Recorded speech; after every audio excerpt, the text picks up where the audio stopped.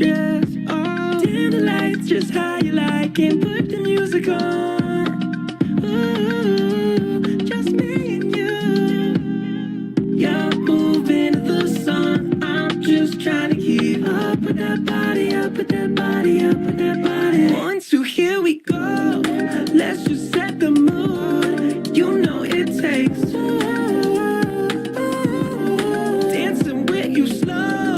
Tango in your room. You know it takes two. Me and you. When I think about late nights, I think of you. When it comes to trouble, girl, it takes two. It went something like, wow, can't believe I got a number. Got my mind playing tricks. Now I'm like, ow, she's so hot I got sunburn. And I can't remember, is it 1 + 1 is 2 of us? But I don't mind. If it's 3 a.m., I want your touch like all the time. You're moving to the song. I'm just trying to keep up with that body, up with that body, up with that body. 1, 2, here we go. Let's just set the mood. You know it takes two. Dancing with you slow. Tango in your room. You know it takes two. Me and you. When I think about late nights, I think of you. When it comes to trouble, girl, it takes two.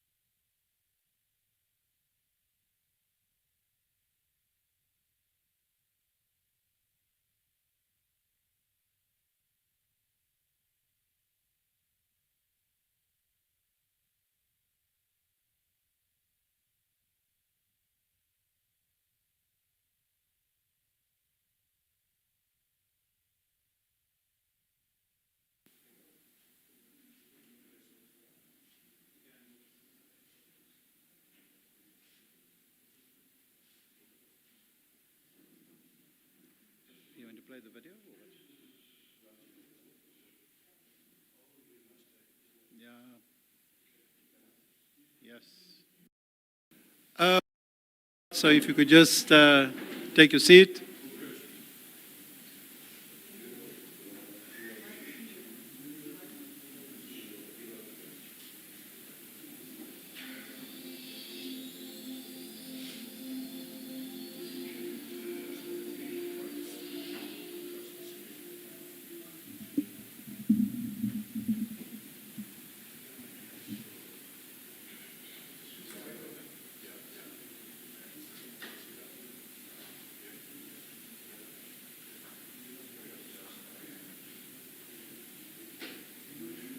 So we thought that some of you wanted to make the concert this evening, and James had the idea, why not bring the concert here to you?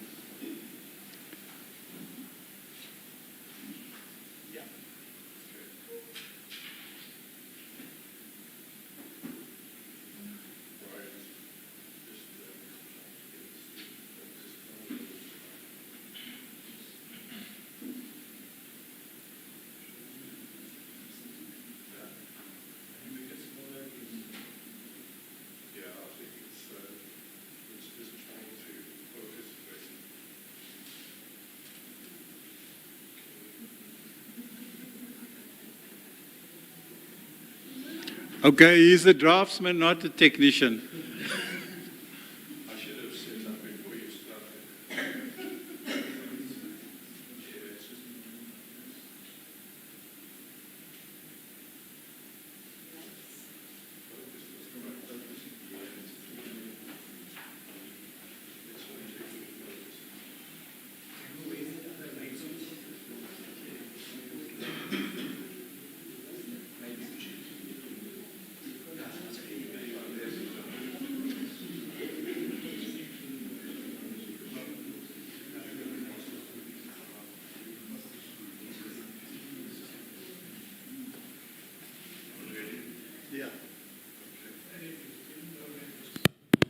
Oh, hiyo impilo noma kuyiphupho manje endaweni aweleleke longuqo vula amehlo bheka phezulu ubone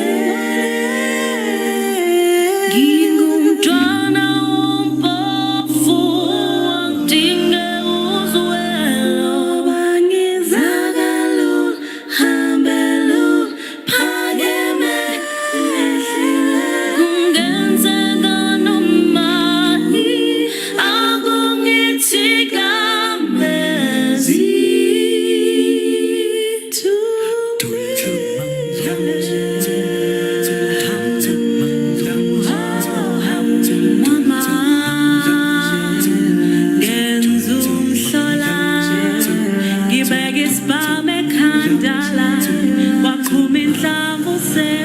me.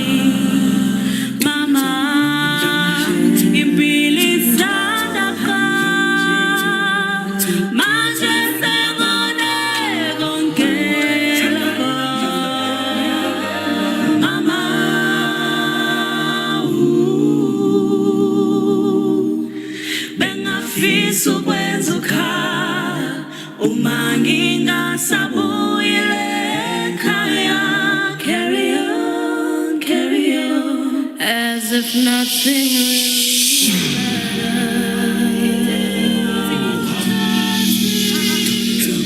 really mattered. Too late, fikile ixesha lami. Ngithukile ke manje, ubuhlungu buhlasele. Goodbye everybody, I've got to go.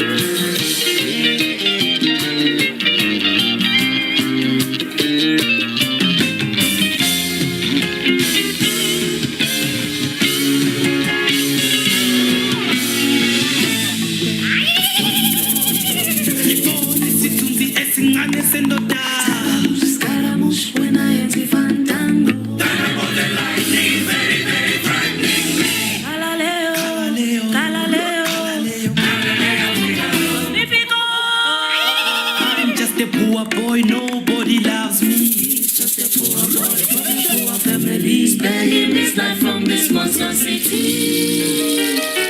Easy come, easy go, will you let me go? So man down, no, will not let you go. So man down, will not let you go. Let it go. So man down, will not let you go. Will not let you go. Let it go. Will not let you go. No, no, no, no, no, no, no. Mama want me, let me go. Because of all that I ever put aside for me, for me, for me.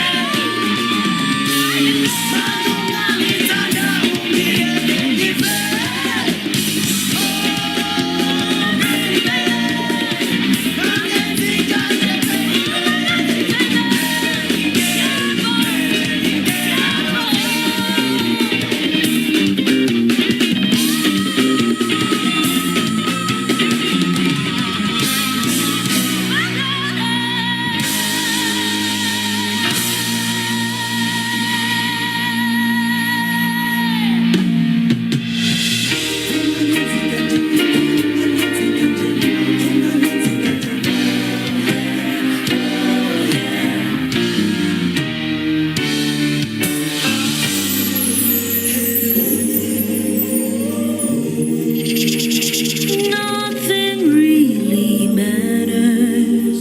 Anyone can see. Aku senanda. Nothing really matters to me. Anyway, the wind blows.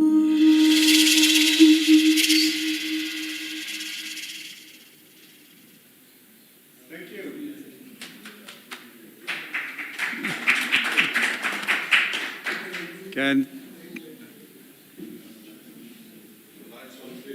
Can we have the lights on, please? Otherwise, you won't see me.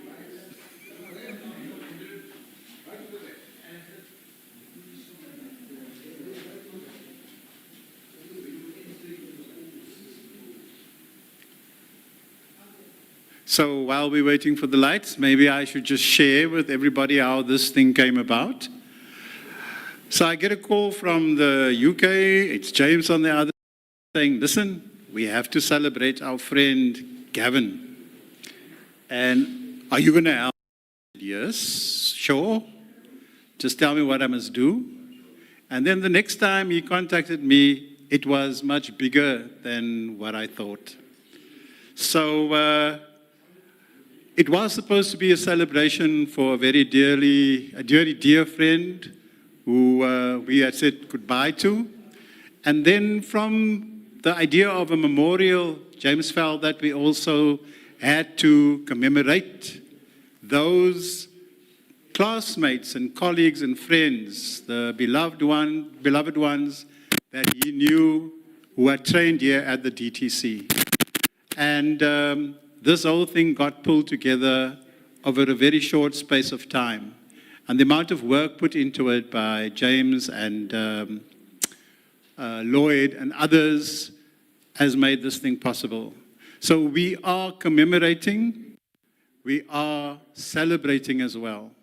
So we're going to start off with the candle ceremony. And oh yes, the one other thing is, why this particular place? Because this is where the training happened, right? Where the Draughtsman's Training Center, it was established in this venue. And you know how nostalgia works? You want to kind of recreate those memories and celebrate what you had, okay? I think also what shocked James was that you realized that there were 50 years that passed over this time. Now, I know for many of us, we actually don't really have the concept of time because most of our memories are very fresh. But now you have a situation where we need to get together and we need to celebrate our loved ones.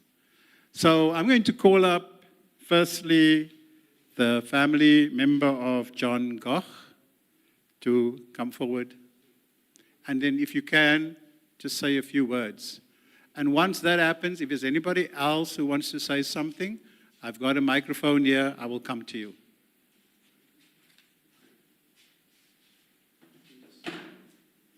People, it makes me proud to see you go back 50 years. And still you remember friends, those who have passed on, those who are still around. May the good Lord bless you people. Thank you.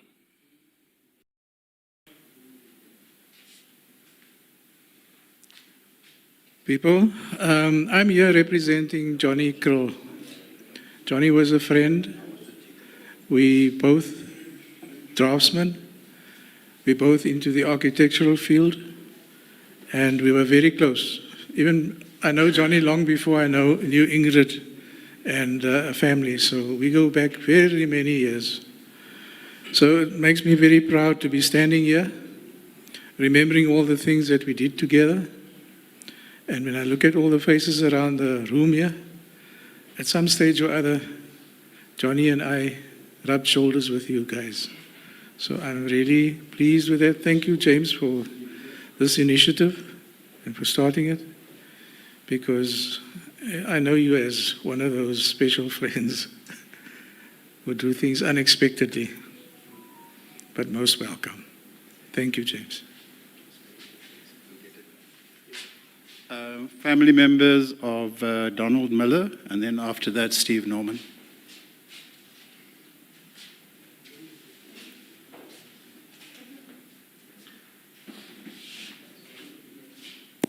Good evening. I didn't know I had to say anything. I'm Donnie's wife, and I'm very proud to be here to represent him tonight. Thank you.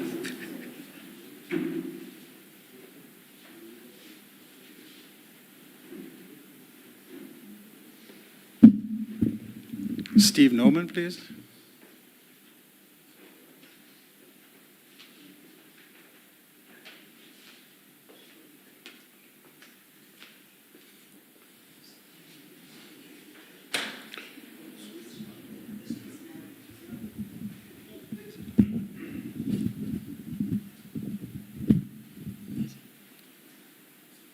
Good evening. The song that just finished now also takes me back 50 years. Sung by Freddie Mercury. We were sitting in the class, and that was one of the songs of the time. And sitting in that class, we were three Normans. It was Steve, myself, and Frikkie Norman, also a colleague of us, but all three of us unrelated. And I just want to say that we were together, you know, but it was such a brief time that we spent together when Steve left us. And I so much hope that you know that Colin could have been here with us today. But in any case, Steve, you're here with us.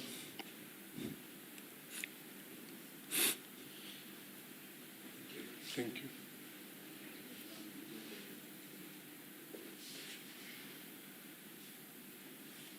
Just a reminder again that if there's anybody who wants to say something about the person that we are remembering, then you're welcome to come. I can either bring the mic to you or you can come to the front. Terence Pepper and Charles Witten.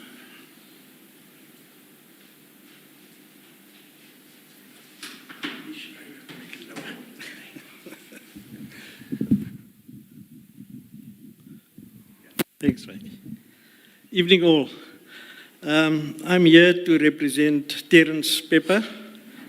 He was with us, the first group that started here 50 years ago. And I remember Terence, he didn't actually finish his time when he passed on. It was very sad, and it was not easy. And we will just remember him as part of us that were here. Okay, may his dear soul rest in peace. Thank you.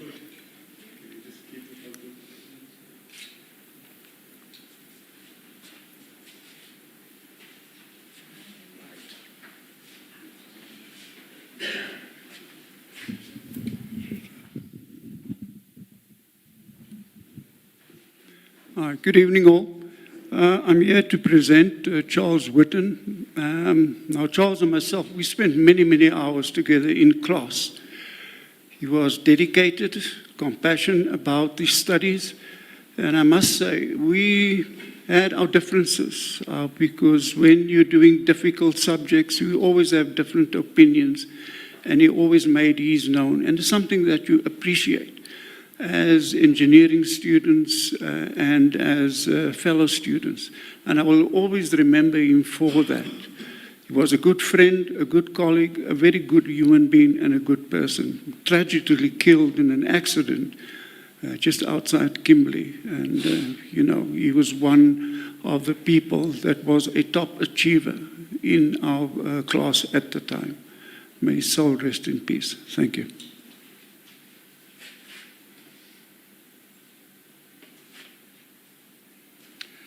Gerald Smith and Yassine Kader.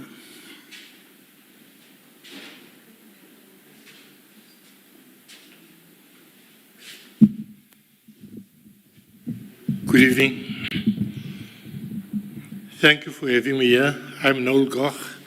I actually came to represent my late brother John, but I've got the privilege to be here instead of Gerald Smith. The time when these guys started working here, I was a AP at Kimberley Engineering Works, and we attended the same classes at R.C. Elliott. So I was privileged to get to know these guys personally.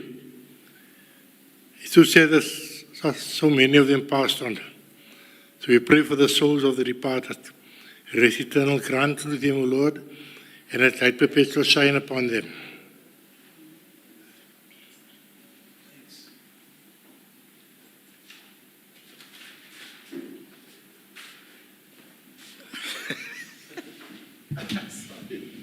That's fine. No problem. Good evening. I'm here to represent Yassine Kader, former draftsman. I think just in terms of the drafting, so on the drafting side, I wouldn't be here in my capacity as Dodgelo Benjamin because this facility taught us a lot of things and made our lives a lot better. But may his soul rest in peace.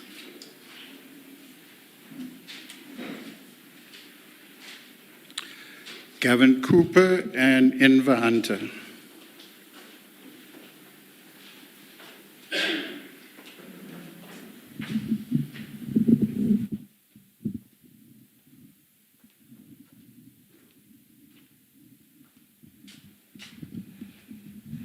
I'm not going to say much, but the little I say is Kevin was a son in a million. Nothing was too much for him to do. And Gavin never looked down on the underdogs. So it gives me great pleasure to be able, at this age that I am, to be able to let him know that I would never have been able to go through life if it wasn't through him. Thank you.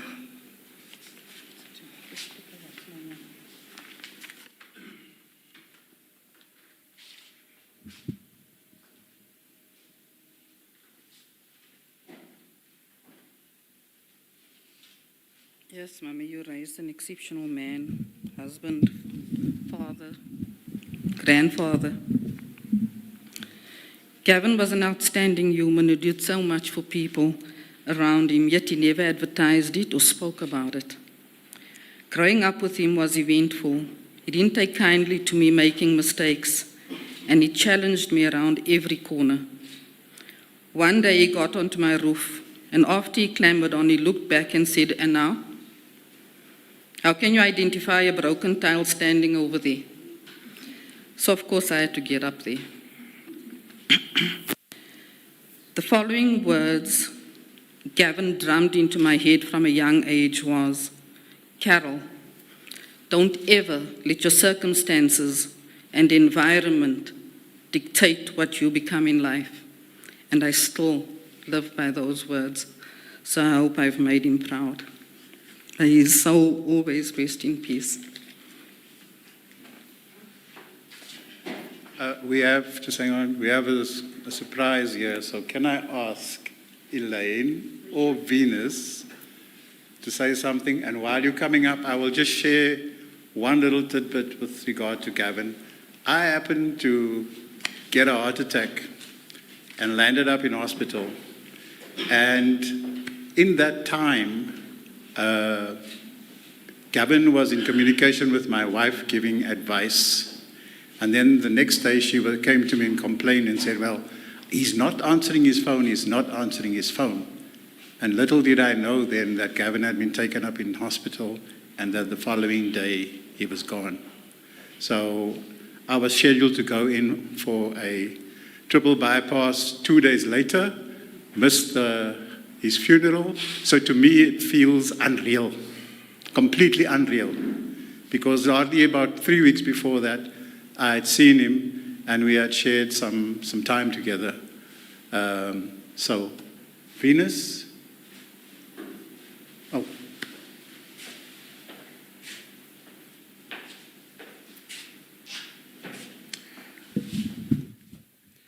Good evening, everyone. I'm actually Venus's husband. And just to talk on Gavin, and I think Elaine cut a stay in Mauritius short to attend this because this is probably the most important thing for Gavin himself. But I think as a man, I didn't know him growing up. I knew him very late in life. I only got to know him after I married Venus. But I think the impact that he leaves with everyone is that he pushes you to be the best you can be. You know, that's Gavin. And he doesn't tolerate fools. He doesn't like to waste time. And he's always got a purpose. And I think this is what we get from Gavin. Not only did he do it for himself, but I think his biggest aim was to do it for everyone around him. You know, and I just tell you, I've got a niece and a nephew that do quite well at school. And you know, Gavin comes through. It doesn't matter who it is. If they show any bit of talent, he's the first guy to invest in them for them to become the best that they can be. And I think that's the important part of Gavin. It was never for himself. And if you looked at him with all the stuff that he did and achieved, when you met him, you didn't know he was such a big man in life. You know, he was always just Gav. But I think we have to celebrate the man. He's left a big legacy for everyone. And I think he's got a grandson that's going to be taking after him and actually maybe even doing better than he's done. At 5 years old, he's already reading, doing a lot of great stuff. And he would have been here just to honor his grandfather. And I think from a perspective, I want to thank everyone. This is really special. It's always special when you have to remember, you know, people in your life that's meant a lot, that you've grown up with, and, you know, you have shared a lot of memories. So thank you and good luck. And, you know, rest in peace all those dearly departed. Thank you.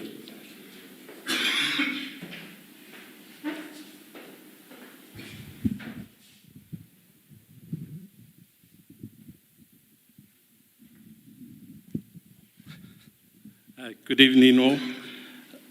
I'm representing Invanta. We grew up together. We went through life together. We ended up working together in Cape Town and in Johannesburg. I have, however, received a note from his daughter, and she asked me to read it out to you guys. She says, "As you all gather today for this Draughtsman reunion, I'd like to take a quiet moment to remember my father, Invanta. Drafting wasn't just his work, it was part of who he was. He spent years shaping plans and designs across Johannesburg, Durban, Kimberley, Mossel Bay, Richards Bay, Cape Town, and even Mozambique. And through it all, he carried a real love for the craft and for the people he worked alongside. Although he departed us quite early in life, his memory continues to inspire us. For our family, it means so much that his name and his journey are still remembered in moments like this. A heartfelt thanks to you all for inviting us to share the time with him, to share the memory of him at this reunion. It really and truly means a lot to us. May today not only reconnect you all with one another, and also remind us of the bonds, the pride, and the legacy left behind by those like my father who gave so much to his work. Thank you for holding a space in his memory as you celebrate this reunion. Thank you all.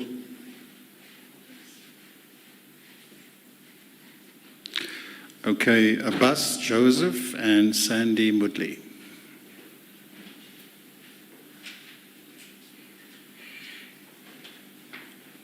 Hi, good evening, everybody. I'm Farid Joseph, the older brother of Abbas Joseph. I was part of the second group of Draughtsmen, and Bassi, as we called him, was part of the third group of Draughtsmen. Obviously, brothers or siblings, they don't move around together, they don't know much of each other. So I asked his best friend wrote something, Sali Kader, who was part of that group as well. Sali couldn't make it here this evening. He's got his family from all over the world visiting him in Joburg today. Sali wrote this: Abbas Bassi demonstrated exceptional technical aptitude during his 4-year training at the De Beers Training Center. He commenced his professional career as a draftsman at Cyplus Mine in Welkom, which is part of the Anglo-American group. Like many of his colleagues, Bassi resided in Bronville, a predominantly colored suburb in Welkom, and commuted daily to the mine as on-site accommodation was not permitted. Whilst practicing as a draftsman, Bassi continued with his technical studies. Bassi enrolled in the junior engineer program and was later transferred to Vaal Reefs Mine near Klerksdorp. He obtained the GECC qualification in mechanical engineering and practiced as a section engineer at Vaal Reefs. Subsequently, he left Anglo Mines and joined Shell, where he served as a regional manager overseeing various regions across Africa. Bassi later returned to the mining sector, taking up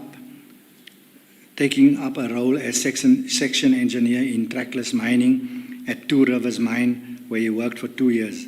In 2019, driven by entrepreneurial ambitions, he embarked on a venture into the fuel transportation industry with family members.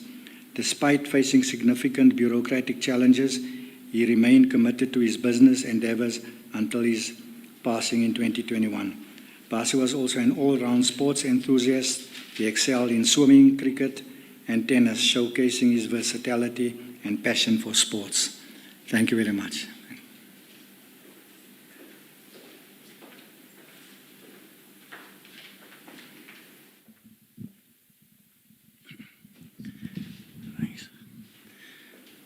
Hi, everybody.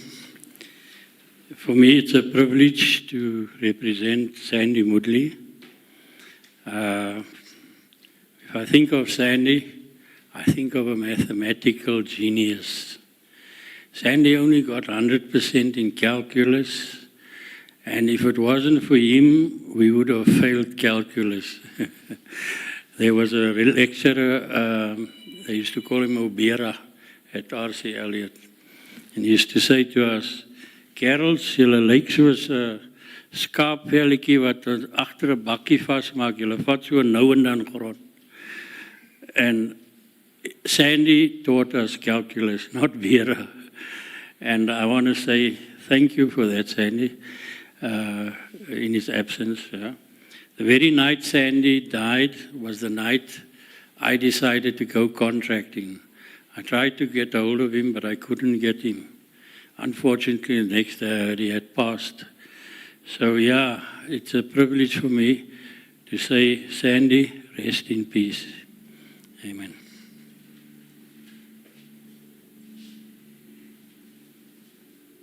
Dion de Toy.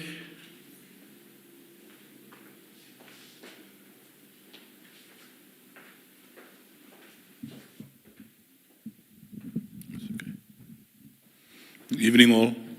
What a privilege it is to come back here after 50 years. Just Dion, cousin of mine, also passed away, remembering him. But to the guys that organized this, I was really not thinking it's going to end up like this. I was just going to pop in for 5 minutes. I haven't even been home. I'm working in Johannesburg. But to walk through these doors after 50 years, I said to the guys, when we came in there from tech, you had to have your tie on, otherwise you were sent home. And that's how we grew up. Even when I went to Palabora, I had a tie on there. And everybody thought I'm the CEO. They said, are you taking the new job over? I said, no. They said, they'd take the tie off. So our principles through those years really stuck with us.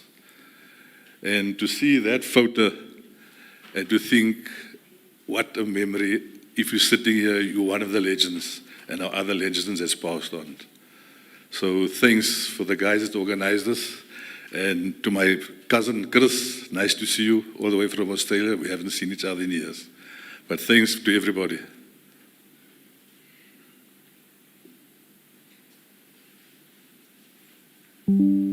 Edgar Christians.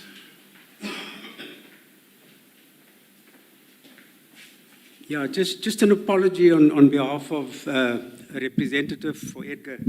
His brother, Dion, does engineer, well, he does technical drawings or technical subjects in the province. And he was in Uppington last night and he said to me he's not sure if he can make it. So just an apology from him. But just the little bit I know about Edgar, he actually grew up, I would say, almost in front of me because we stayed on this side in the Horseshoe Flats and they stayed on the other side. And then little to know that, later on, he sadly passed on. But just from my side to the Christians family, and thank you for the opportunity just to say a few words, and that may his soul rest in peace. And if you'll just allow me to go overboard, I wasn't going to say anything. I think I had my turn this afternoon, but as Clifton said, that photo there says a lot.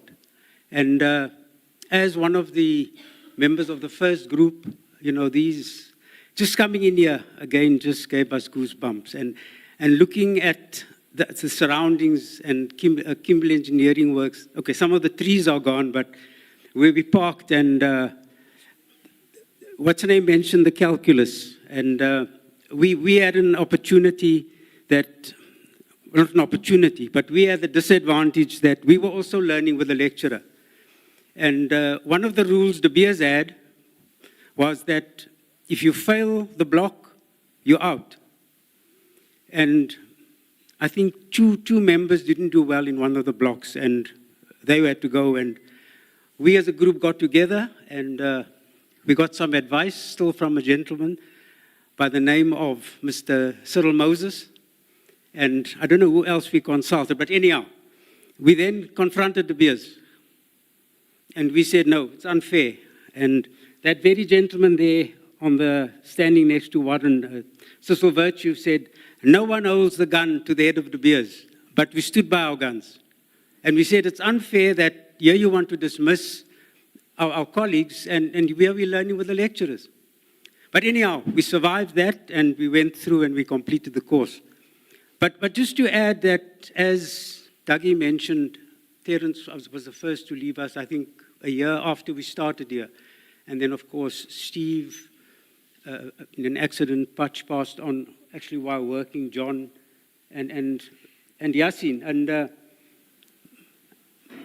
just in passing on, I gave Dodgy Yasin's, in fact, Yasin's brother gave me something. Yasin went on, but he didn't actually work in the office. And later on, Yasin went into the religion, and he did his part for the community. But he was very committed in that he always looked after and was always dedicated to the underprivileged.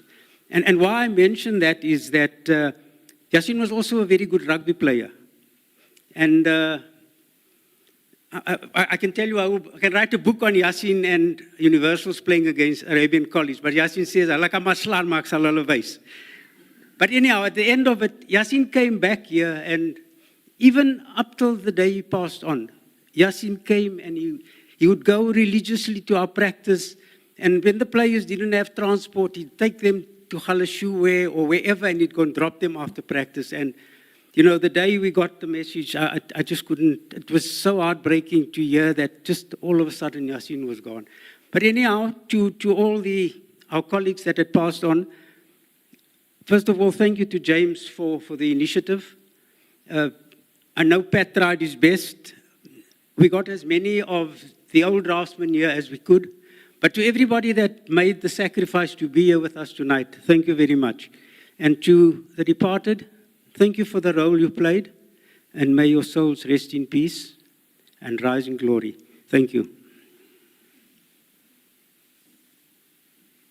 Gregory Lewis.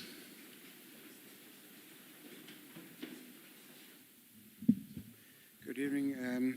Like Clifton said, I've been living in Australia for nearly the past 50 years. I only spent 2 years at the training centre, so I really didn't get to know a lot of the guys. But my connection with Greg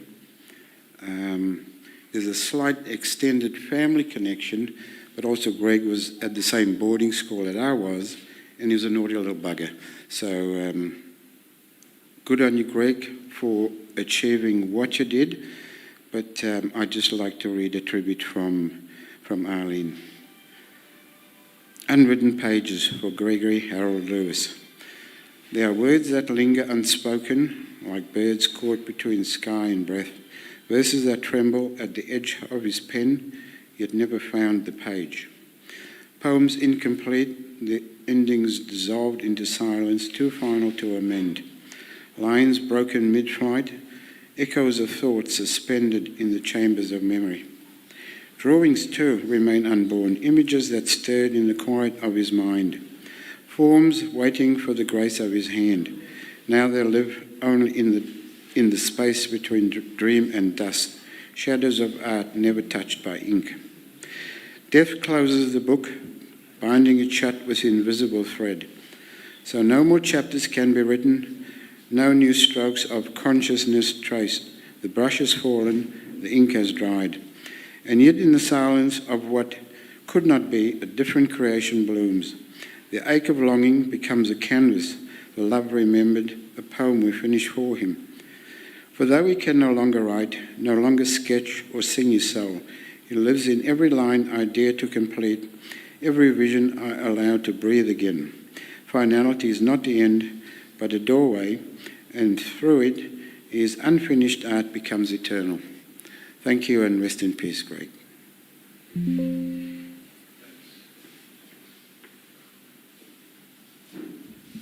Family, friends, and colleagues, we've come to the end of the first part of the evening. I just want to add to what Lloyd said about saying thank you to James for being a bully all the way from the UK. I think he learned that a lot from Gavin. And the only difference between him and Gavin is that James doesn't swear. So, you don't agree? Oh, okay, sorry. Well, he doesn't swear when I'm in the area. I don't know, maybe I look like a predicant or something. To end off this part, Alistair, you are going to say something. Sorry, my apologies. You do have it. Oh, I misunderstood you, sorry.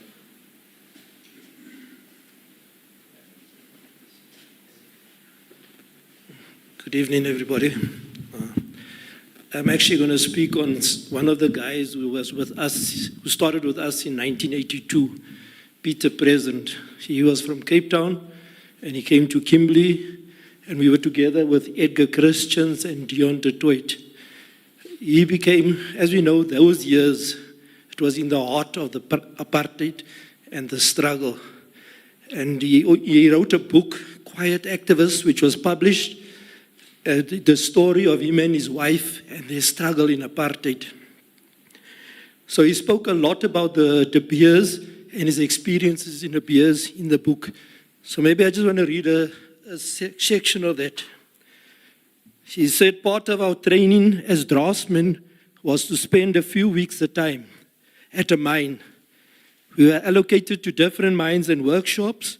The idea was for us to gain some practical understanding of these disciplines because we would be developing production drawings within these fields of specialization. Alistair Andrews, Gregory Starr, Mokoena Motohani, and I were part of a larger group allocated to Westleton Mine. One morning, while we were having our morning tea break outside in the sun, I noticed a canteen right alongside where we would usually sit. I realized too that only white workers ever entered.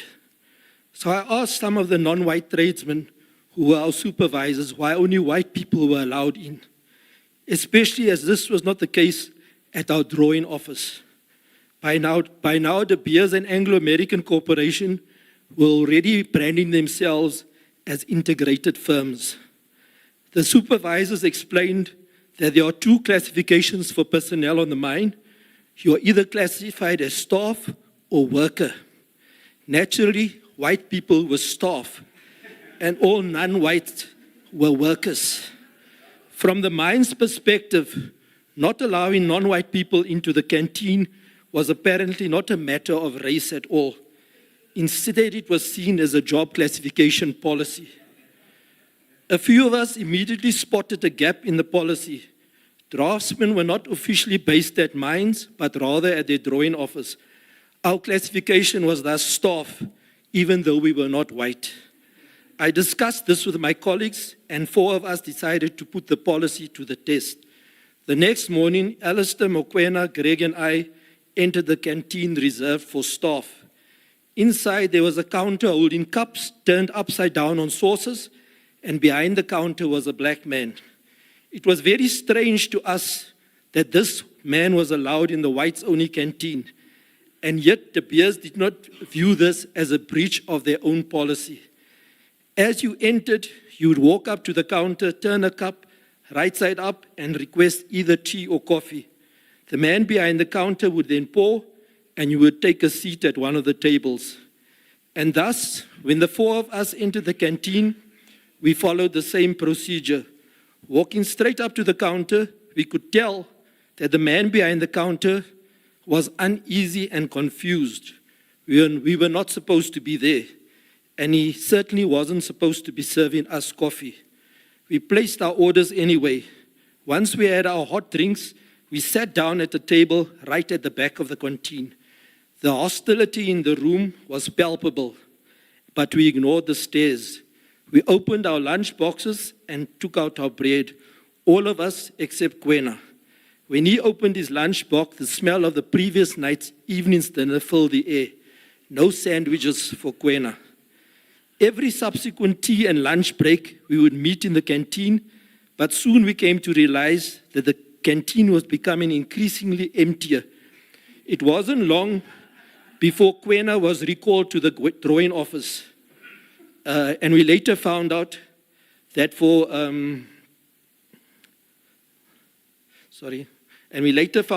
a period he was in fact the only trainee of our group who was called back to the office with no explanation. Sorry, there I lost the thing now. Apologies. We knew we had to be linked to our visits to the canteen. Our lunch break, when Greg Ellis and I entered, we were the only ones there, and so moved to a table at the front. We no longer saw any reason for us sitting at the back. And so it was that the large white miner entered. He marched straight over to our table and started shouting at us. Alistair took most of the flak because he happened to be sitting in the chair where this miner had sat for more than 20 years. We would later find out that the miner, Mr. van den Heever, was the father of one of our fellow trainees. After this incident, the three of us were asked to report back to the drawing office where we joined Kwena. No explanation was ever provided. For the next few weeks, the four of us were alone at the drawing office while all the other trainees continued with their on-site mine training. It was only later when we heard that the white miners were threatening to strike if we were not removed from the canteen. What impacted me most about this incident over the last 40 years was not that we had the guts to walk into that canteen, or that we went back every time until all the miners left, or that we were insulted by a white miner. It wasn't even that we were sent back to the drawing office. It was that the white miners did not just walk to the counter to simply pick up a cup of their coffee. Instead, they would carefully select cups they thought we would probably not have drunk from. Even though the cups were washed, just the thought that we may have drunk from a cup appeared to revolt them, as if we were nothing but dirty savages. This incident has remained with me until today, but it's not the only one of this nature that has left an indelible mark. This is a book. The book's name is Quiet Activist, and it's written by Peter Present. As I said, talking about him and his wife, involvement or fight in the struggle. I think also James, when he went to Joburg, he also stayed with you for a while. Yeah, thank you.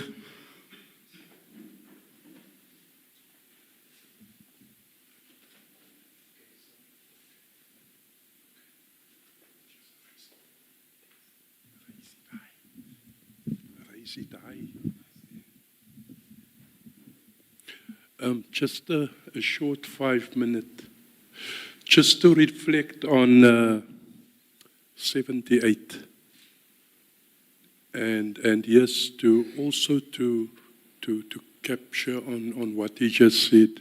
You know, it was in 78 when one of the colleagues, there, Muzamil, and myself, we went with his Chef 4100 to Joburg.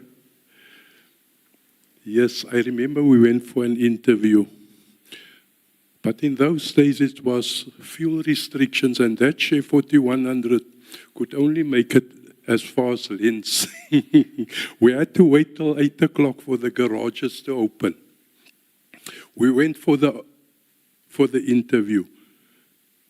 We got the jobs, but we never took it. But we were in Joburg on a Saturday afternoon. We decided we're going to go to Hillbrow to visit Richard Rashad. And Richard can testify to this. Now, in those days, there was no, there was no gadgets that could take you to a place fast. But Muzamil had a built-in. You give him an address and he rocks up there. So also we went to Hillbrow. Now Hillbrow was the trendiest place in South Africa at the time. Not only South Africa, the whole of Africa. Hillbrow was the place to be. And the thing is, Richard got himself a flat to rent there. I couldn't get it. I couldn't get it. But Richard and Lottering, which was his wife, it's the lady that he eloped with from the hostel. He will testify to that. But Richard got a flat there. He had an advantage. Richard had a hell of a afro, blonde. And he borrowed somebody's biker's jacket. And they were confused. And they gave him the flat. But the thing is now, Muzamil and myself, when we knocked at the door, now this is it. When the door was opened, it was Lottering, Vivi. But Vivi, who's my complexion, she opened the door all like that with a mop in the hand. And she's sweeping there. And she says, guys, just come past me. Richard is there inside. And she would sweep.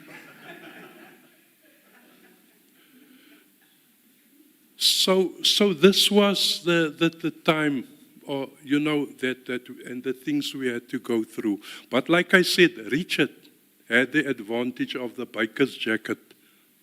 Thank you.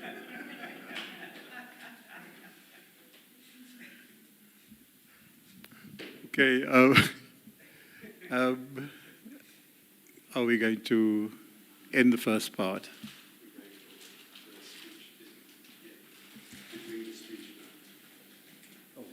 You're doing the speech, okay. All right, so we finished that first part, and then now James will be doing the speech.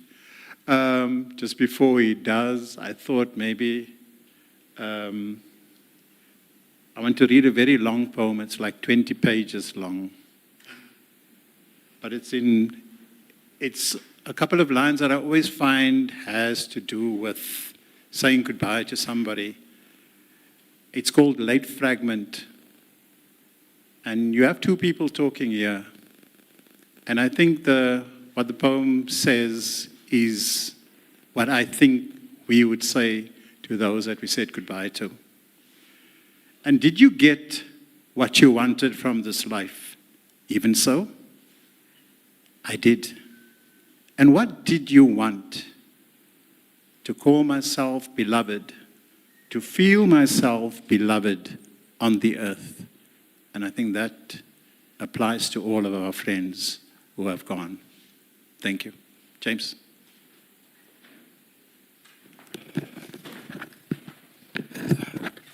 Thanks, guys. I'm standing with a heavy heart this evening because I come from a place where I'm not with my people. And to be here and to be with my Mensa means a lot to me. As Michael pointed out, it started with my brother, Gavin. I think that I myself, I'm trying to see what people see. I look at the photograph that we looked at, and I see Gavin wear glasses with a rope on it. I don't think it's something we agreed on to do. And then this presentation that I'm about to do, Marty, when I said this is what I'm going to speak on, he says, Gavin said that. Gavin said we're going to do this. And I'm asking myself again, am I, Gavin, living on where Gavin left off? So that this is something that I am now more motivated to promote, and that is that we have never had a university in Kimberley, and thank God we've got one now. But you can guess what Gavin said. Where's the Faculty of Engineering? And I didn't know this, but I pursued the Chancellor for that. I can't even say I pursued. He dropped a penny and he said, we ought to get one, but it's not in our plans at the moment. By the way, Professor Andrew Crouch sends his best regards to this meeting. We've got his backing for a Faculty of Engineering. But I want to ask the audience and the people of Kimberley now to dream, because we fooled a few people with this presentation. If you look at it, some have said, no, this is not the open mine. And others have said there's no bridge there. But I like Dougie's response, because Dougie's like Gavin, they design structures. His engineering company designs structures. Dougie just gave it one look and says, we can do that. And I agree with him that we can do that. But I'm first and foremost actually saying, before we get there, we need to imagine what it could be if we could build a bridge like that. By the way, this was generated with artificial intelligence. I was giving my game away. There is no bridge.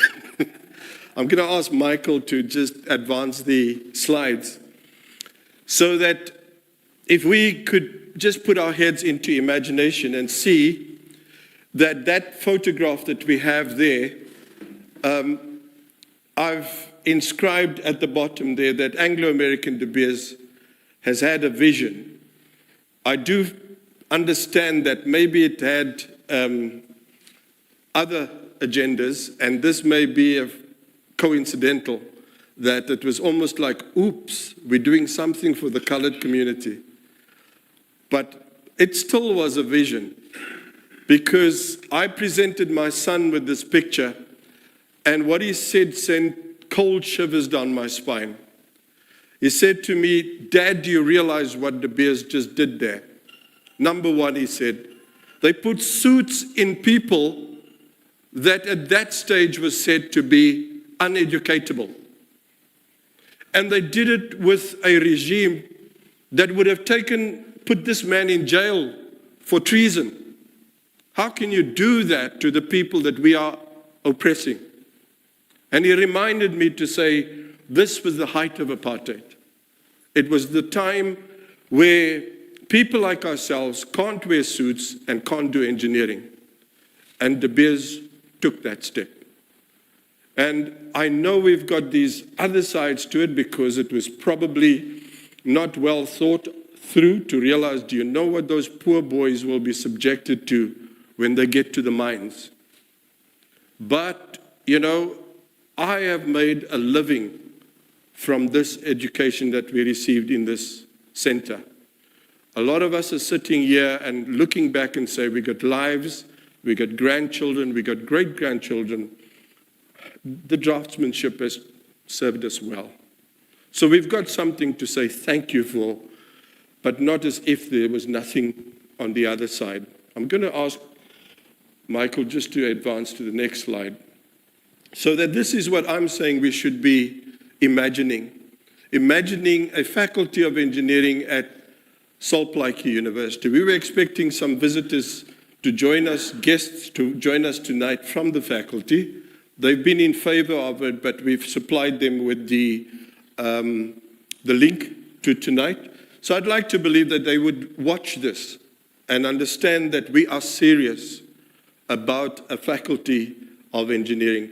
I'm going to ask Mike to take us to the next one, because what I'm saying is that we in this room, and I've just checked online, there's a crop of widely qualified, experienced, and well-resourced engineering and related industry experts who are ambitious for a faculty of engineering. The picture at the top on the left-hand side there, we've got it on the banner here, and the banner is a newspaper clip that says all of that lot there got first-class passes. It was the first crop, and they set the bar very high for us. They used to tell us, "Yellow lighties." Gavin and I came through on that. But we didn't do too badly because, you know, we were the group afterwards, and then you had the other groups coming later on. And at the bottom there, you see the kind of attire that we had to wear on the mines when we do go out. Now, helmets on a site has got its language. As jy 'n witte dra,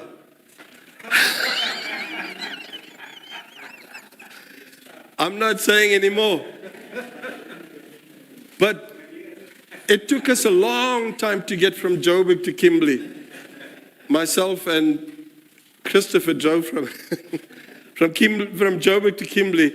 But because halfway through all these mines we worked on, and China on the right-hand side, on the left there, Eddie Jones, he said, "Pull off here, I'm here."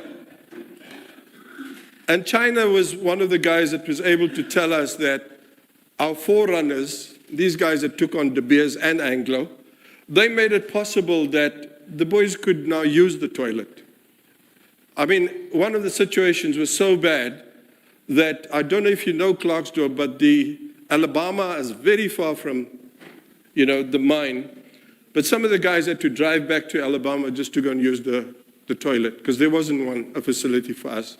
But China was saying that because of that stand up there, it was better when they came, such that they are living now in the center of town, etc., etc.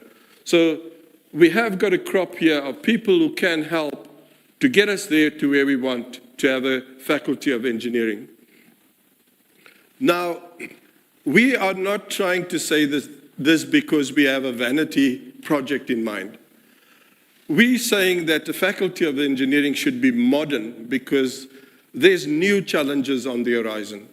The Faculty of Engineering should be looking at, again, artificial intelligence and machine learning engineering, robotics, sustainable renewable engineering, biomechanical engineering, data science, advanced material science, cybersecurity, civil and smart infrastructure, quantum engineering, and fintech engineering. So it shouldn't just be the same old, because then we don't have a unique selling point to say, why do you want it? It's just a vanity project.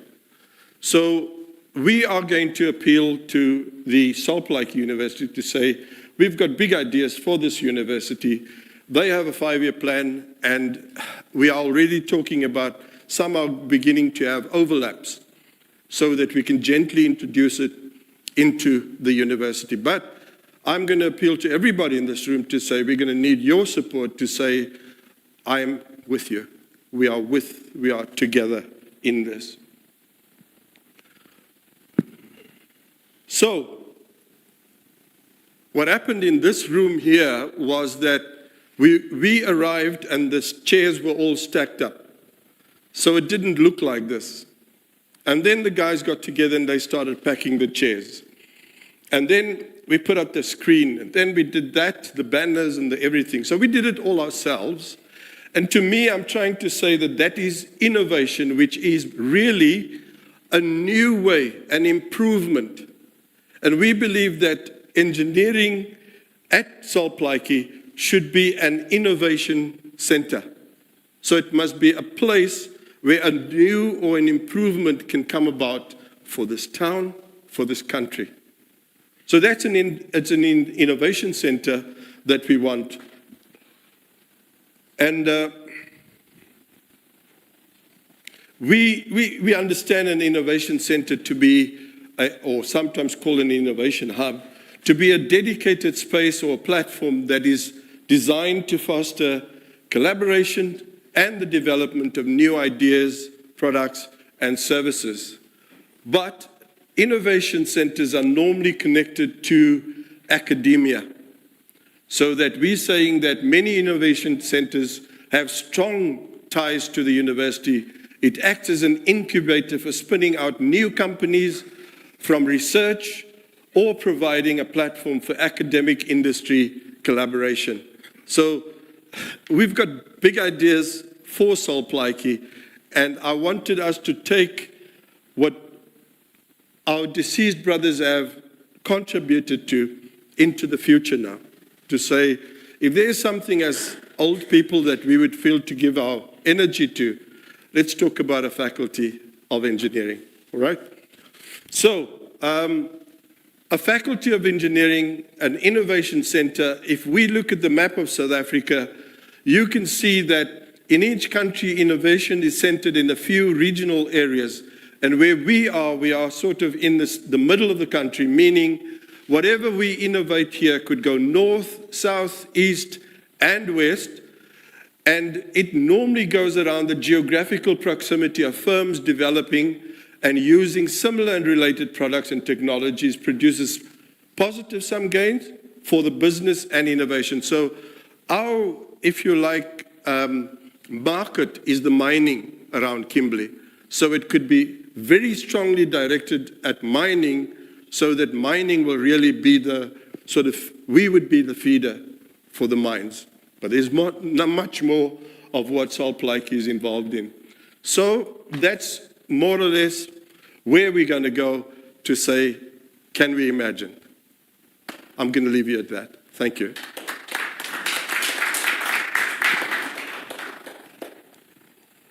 You want to say something? Will you mind if I just add? Sorry, won't keep you long. But I think just for the benefit, and I don't know how many people from Kimberley are here this evening, because, I mean, I know some of our colleagues traveled from outside, but just to follow on what James has just said, and I'm linked to one of the schools in Kimberley that's got a very good relationship with the university. And yes, we see what's happened to Kimberley, and Salt Lake is actually our future here. And as James said, there's so many minds around here, and we really need to work on an engineering faculty at the university. I think the other good news is that the university is also working on a health sciences faculty, which, if all goes to plan, it should happen within the next year or two. But I think if anybody here, and if you're not, if you come back next weekend and join a group of scholars or alumni, we're going to have a tour of Salt Lake where we can see what actually is there, and I can tell you it's world class. We take our hats off to Professor Bellum, Professor Andrew Crouch, and the Chancellor at the moment, Judge Stephen Majid. What they've done there and what they achieved is world class. And you know, you look around what happened in Kimberley, and you look at the hospital that they've been building on for 10 years, and it's still not done. They had a budget and a time to complete, and it is there, and it's standing there on our doorstep. So come and join us, come and see what's happening there, and let us give the university our support. Thank you very much. Sorry I hijacked it, Mr. MC, but I thought I must just throw that in, just on what James said, because we need to do something to bring Kimberley to where it was. Remember, what came out of these big holes here in Kimberley, not the potholes, the big holes, started Johannesburg and a lot of things in South Africa. And look what Kimberley looks like. So, but thank you. Okay, so we've come to the end of the evening, just some housekeeping. We are moving from here to where we're going to be having dinner. I think you did get a GPS location, but if you don't have it or you need some assistance, please come and ask. I want to thank, if any of you have any donations that you wish to give to the school that have so generously donated the space and their resources for nothing, please, there is a box at the back. It's pink. So if you have an issue with color, please don't let that bother you. Kindly drop something in that box so that we can then hand that over to the school. Ladies and gentlemen, friends, family, we want to thank you for this part, and please, we will see you later on, and then there will be more exchanges and more talks and everything else. I have come to the end. Thank you very much, James.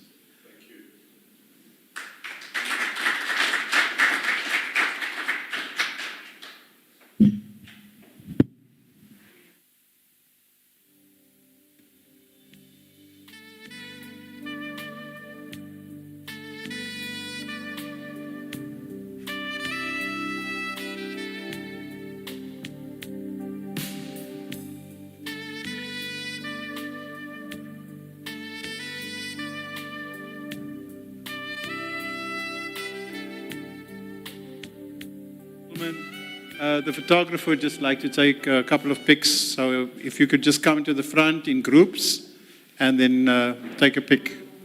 Okay?